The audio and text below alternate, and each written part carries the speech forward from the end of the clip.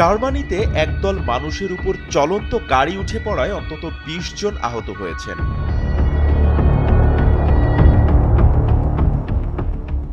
স্থানীয় সময় ১৩ ফেব্রুয়ারি বেলা ১১:৩০টার দিকে মিউনিখ শহরের দাহাইওয়ে ত্রাসা এলাকায় এ দুর্ঘটনা ঘটে।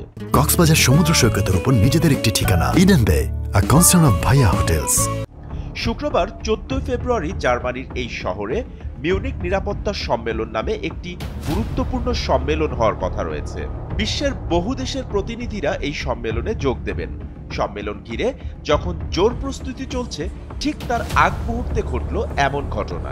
Hinter der Versammlung ist ein Polizeifahrzeug unterwegs gewesen und hat sich von hinten ein Fahrzeug genähert. ঘটনাস্থল থেকে মাত্র ১.৫ কিলোমিটার দূরে এই ঘটনা ঘটেছে।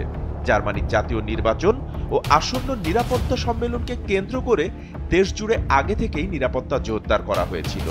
ঘটনার পর শহরের কেন্দ্রীয় রেল স্টেশনের কাছে পুলিশ বড় পরিসরে অভিযান চালায়। পুলিশ জানিয়েছে তারা গাড়ির চালককে আটক করেছে এবং তাকে আর হুমকি বলে মনে করা হচ্ছে না। সর্বশেষ পুলিশ রিপোর্ট অনুসারে এই ঘটনায় কমপক্ষে ৩০ জন আহত হয়েছেন, যাদের মধ্যে কয়েকজনের অবস্থা অত্যন্ত গুরুতর।